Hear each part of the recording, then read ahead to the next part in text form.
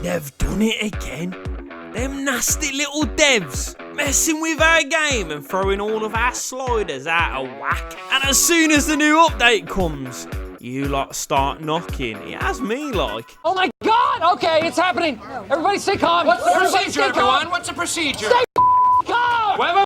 But do not worry, my little cherubs. I've been hard at work making sure that we get these new perfect sliders to get you playing like prime career mode kings once again. Alright then, let's get on and have a look at these sliders then.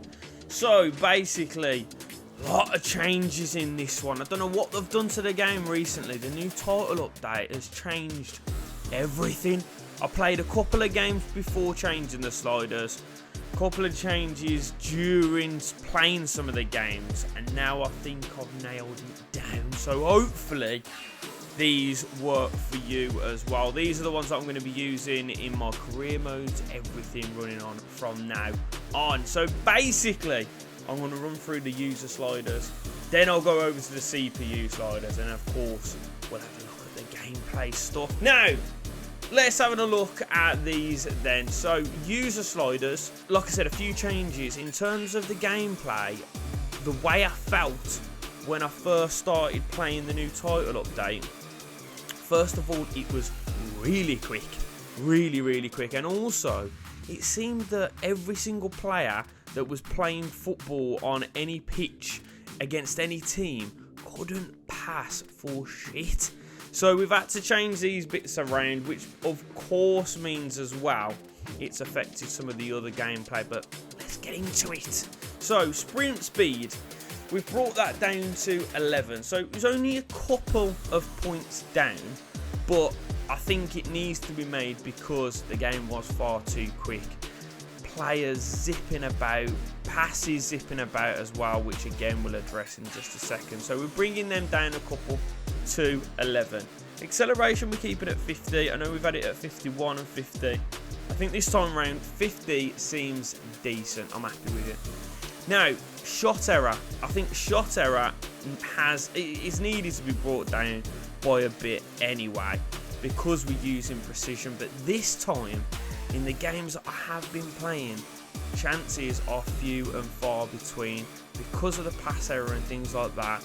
Again, we'll address that in a second, but fewer opportunities, and the fact that the keepers were so good as well, we've had to address them. So we've brought shot error down to 62 for the user sliders.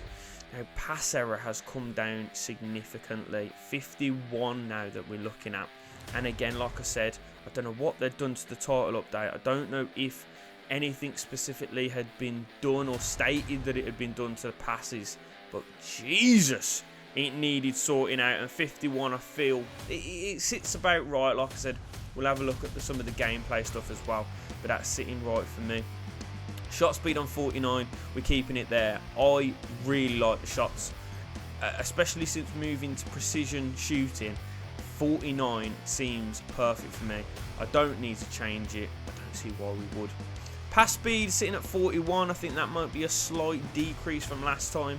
Again, the passing and the movement for us and for the other team seemed a little bit too sharp, a little bit too quick. So again, we've brought it down to slightly to that 41 mark. And again, like I said, I played a couple of matches before and then during when I was messing with them, and now I feel like I've got it down. And this game that you can see on in the back here, us against Villa against Everton, oh, it was an absolute cracker, and I think it just worked perfectly, having it nice and slowed down, a little bit more methodical, a little bit more thoughtful, like a proper Premier League game should be. Injury frequency, we're sitting at 83. It deserves to be there. I've really enjoyed playing career mode. A few of these slight injuries, and again with the severity being at 25, I think it's just absolutely perfect. But this is another big one. Keeper ability, I've brought this down significantly. Now, I brought it down significantly for the user sliders because I had to bring it down for the CPU, because the CPU, every single time I was one-on-one, saving everything. Now, you can see in the back here right now, Martinez has just made an unbelievable save one-on-one. Garner sticks it over the bar though. But it doesn't really change much in terms of gameplay. Of course, one-on-ones and things like that. The CPU have always been absolutely fantastic, so it really doesn't matter how good or bad your goalkeeper is. They're still saving some of the point blank stuff, some of the headers and things like that, ones that they should be saving. You can see there Pico in the background making an absolutely unbelievable save one-on-one with Ollie Watkins, and that's the reason that I've had to bring the ability down for both keepers. Marking, we're leaving it at 50. I don't think I've really changed it much this year. I think with us changing the other bits and pieces, we haven't really needed to change the marking, and I like the fact that they're not necessarily on you 100% all of the time. They give you a little bit of space, but also, like I said, we've changed some of the other bits and pieces. That means you've got a little bit more space in the midfield, maybe a little bit space wider, so you can swing crosses in and things like that. So yeah, it's feeling good at that point. Run frequency for the user, we're having at 35. Again, you can ask your players to make runs and things like that with the L1 button when you pass and things like that. With this, I think it just means that it keeps it quite low, and the frequency of them making runs is a little bit lower. For me, that's good because you get to pick and choose when you want players to make runs, rather than your centre backs overlapping and this, that, and the other all the time. Line height then, user. So few balls in behind is what we're looking for here. So the line height being a little bit further up the pitch. I don't think it's too much of a change, to be honest, but 60 is feeling good for me at this point. And like I said, we'll have a look at the CPU in a second, but it's allowing us to create a few chances and a few more realistic chances. I struggled after the update with the sliders that we had before to create chances in midfield, to slot balls through, and also to have our opportunities one-on-one. And you can see, like in this game here, there's that one-on-one there that the keeper saved, but also the one that we scored here with Ollie Watkins. So a few more chances to get in behind, but also giving the CPU the opportunity to do that as well. Line length, I don't think it's changed a lot. Sticking it with 34. Line width, I think I've upped it just slightly. Now, I like to play quite wide in the pitch anyway. I like to switch sides and things like that, so keeping my players nice and wide, but also in my formations and things like that, you'll see that I always have at least a couple of wing backs, or my wingers, or my right and left midfielders really, really wide, hugging them touch lines, because I don't want a lot of traffic in the midfield. It doesn't really work for me. Fullback positioning, this has gone shooting up. Now, I was noticing that Matty Cash and Alex Moreno and Luca Dean just weren't getting up pitch, even when I was sticking them in to like left and right wing backs. They just weren't going up. I tried to change their instructions in the formations and things like that, still not a lot. So I significantly highed it to like 85, and all of a sudden, bang, getting up pitch. And like I said, with that and the run frequency staying quite low, quite similar to what it was before, but sticking the fullback positioning right up pitch, getting their run frequency a little bit higher, means that they are going to make that run, and they are going to get onto things, getting into crossing positions as well. You can see in that area you've got Luke Dean, who was just bombing up, swinging balls in, and I think Matty Cash at one point went one-on-one, stuck a ball to the back post with I think Zaniolo, and his header was saved just by Onana. And it was that run frequency that I was looking for, getting the fullbacks up and down, chalk on boots, you know what I'm saying? So yeah, that pretty much is the user sliders, but for first touch control going up a little bit. So the error, we're increasing that a little bit. Now, I'm not always a fan of this, but it has slowed the game down significantly, and that's again what I was looking for. After the title update, it was manic. But by getting this down, it makes me be a little bit more methodical. I can't just flick balls left, right and centre. I can't just slip balls into Ollie Watkins and get him to touch it around the centre backs and go one-on-one. So reducing that to make it a little bit more realistic, but also increasing their line height so we can knock balls off, touch a ball off, get it swung in kind of over the defender's head, and we can run onto it and get those one-on-one opportunities. So that's the user sliders. Like I said, if you want to change about these a little bit, changing them by 1, 2 or 3 points is probably going to be good. You'll probably be able to get similar sort of results to me, whilst making it either easier or harder for you. So you can change about these a little bit, but I wouldn't drastically change. I won't change them by 10, 15 sort of thing. That's when you going to start to see real differences. Right, we'll go on to computer sliders then. Now these are similar, to be honest. I've tried to bring them in so that they're similar in terms of the difficulty and things like that. And I don't like to tend to make the CPU sliders worse than mine. I don't like doing that. I want to make the game a little bit more challenging.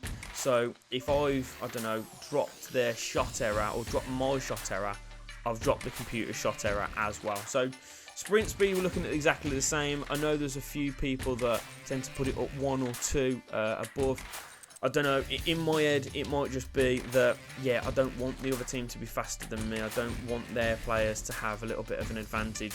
I always in my head just think it's a little bit unfair, but you could stick it up to 13, maybe 12, just to give them that little bit of an advantage, a little bit quicker, because obviously we're humans, we're making decisions, things like that.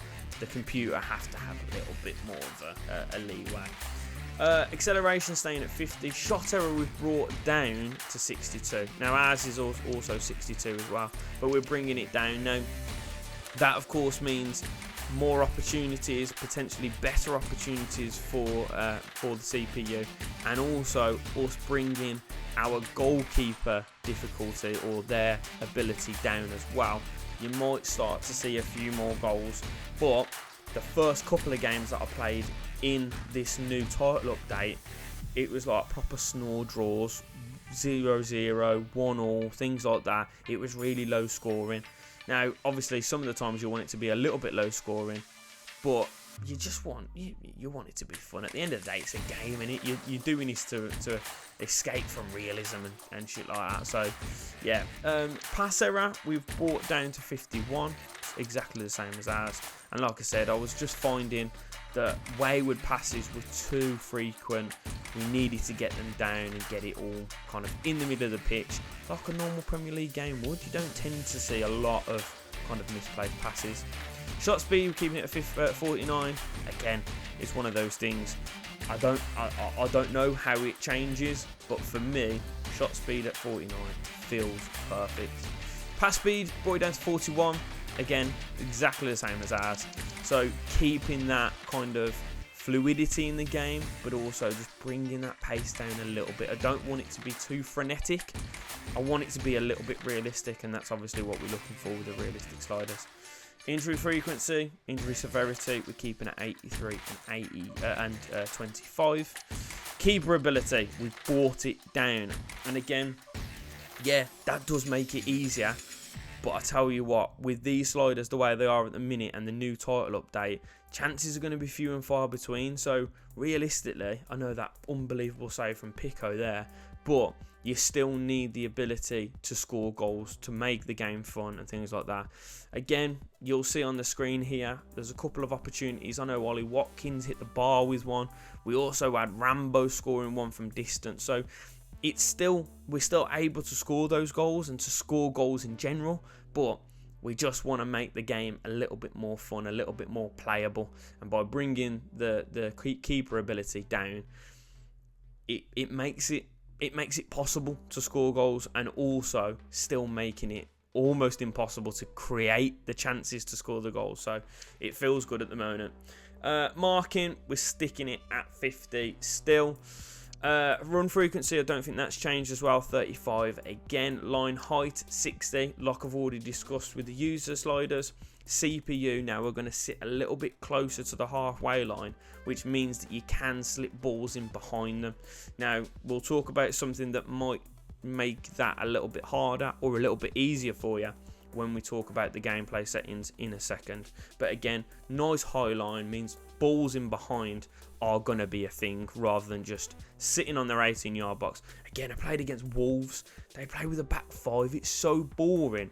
But as soon as I upped this to 60, their back five was a little bit higher, and I could start sticking balls over the back of Kilman and over the back of Gomez, and then all of a sudden the game opened up a little bit more. They were having chances, I was having chances, so it felt a little bit more like a proper game basically. Line height 34, sticking where it is.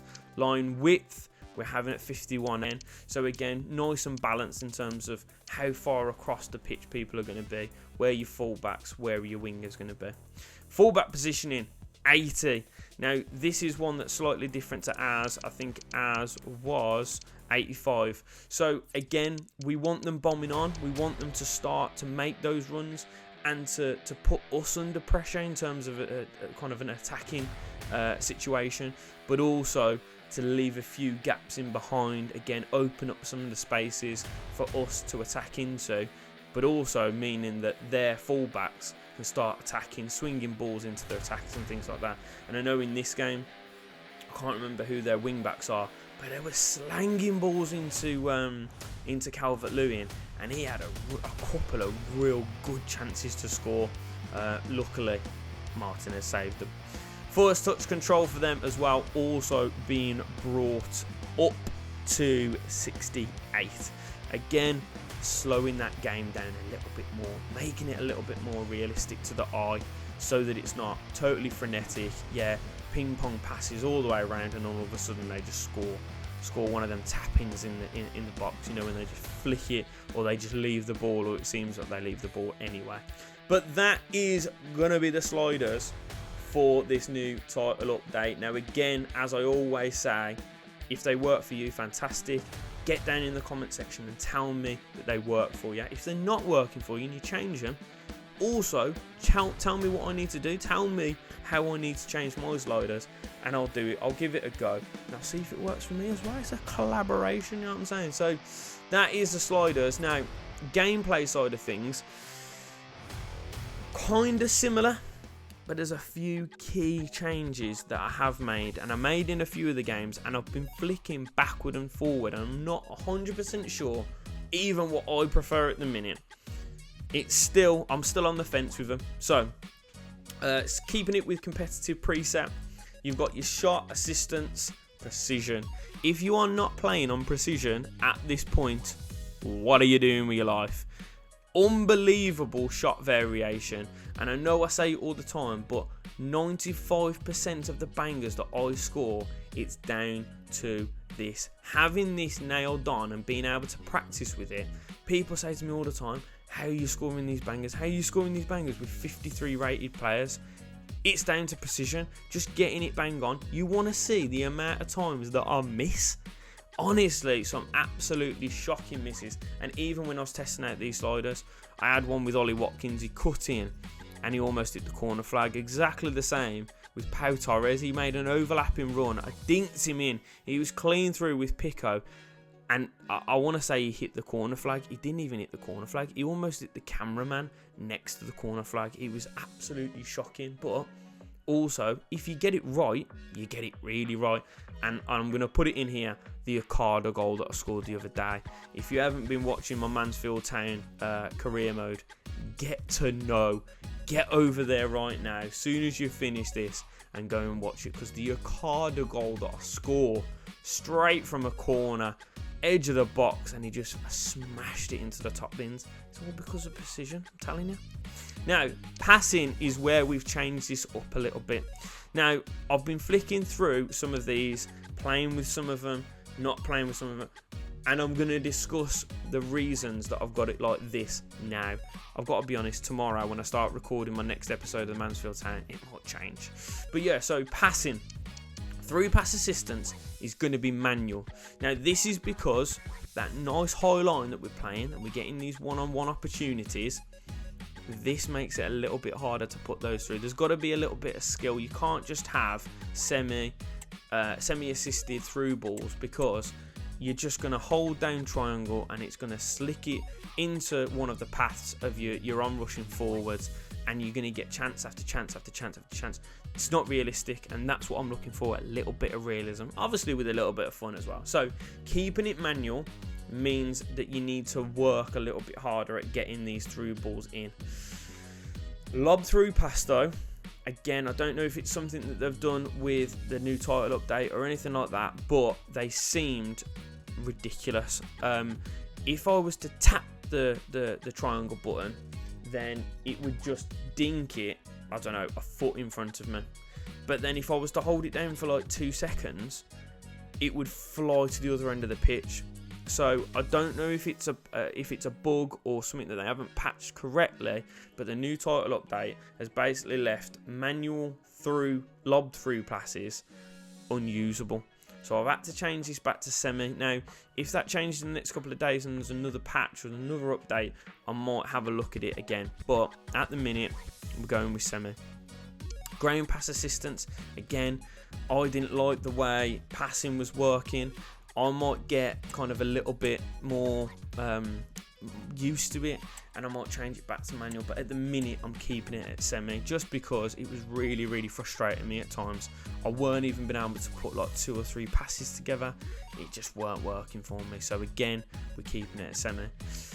Cross assistance, I think we've had at semi for a long old time actually. For me, cross assistance, it's way too hard manual, and it just ruins chances for me. I use crossing quite a lot as well. Assisted is it's way the other way. It tries to assist you too much. So I think semi-assisted is perfect. And again, you can see some of the highlights that we're using on the back of this here. DRB, header, Pico making another unbelievable save, the little shitbag. Lob pass assistance though, gotta be manual. Now again, I don't know if you'll be able to see it in here, but Matty Cash makes a direct pass straight into Ollie Watkins, and the pass that he makes, I swear down, I meant it, but I was surprised at how pinpoint it was. Like I said, I've got better at these things, and I'm starting to use these lob through passes and knowing exactly where I need to aim and where I need to angle my passes, but this even surprised me how good it was. And I just can't understate the importance of using that lob through pass. I really want to go back to that lob through pass being manual as well, but at the minute we're just going to have to use the lob pass assistance as manual instead. Pass receiver, I've gone back to late. Now I think I had it at animation start last time, not power up. Had it animation start. I've gone back to late. That's starting to feel a little bit better for me. And I've also changed the precision pass sensitivity. For me, this has changed, especially this title update. It's changed drastically. So again, I might be misunderstanding this, but I think precision pass is when you've got like that target that sits and where you're going to pass the ball and things like that, and you can move it around. Now, like I said, I might be misunderstanding that, but I believe it's that. I've started using that a little bit, and actually it is coming in handy. So I've changed that to high, because again, I like to make sure that I'm the one that's changing these things, or to put things on a sixpence basically. The rest of it is exactly the same. Directional in terms of clearance, defending, tactical defending, pass, block assistance, all this crap. It's all exactly the same. Now you can pause it if you want to, but I never really change any of this stuff anyway. So that is going to be that for the new slider update. Like I said before, make sure that you get down in the comments section telling me exactly how you're using these. Are you using them in a career mode? Are you using them just, I don't know, in the kickoff mode or anything like that? How do you kind of assess whether these are good for you or not? Also, if you change anything, let me know. I need to know, because I want to be using the best sliders possible. Once again, shout out to Matt 10 sliders. My sliders are always based on the updates that he makes, but I just change them a little bit just to suit myself, and also with the gameplay settings and stuff like that. So once again, geezers, much love for getting involved. Make sure you drop this video a like if you haven't already, and of course, next title update, make sure you look out for this video. I love the fact that people are requesting these videos, seem to be enjoying them, seem to be using them, so much appreciated. I will see ya very, very soon with another special sliders update, actually. But it's much love from me. I'll see you in a bit. And peace.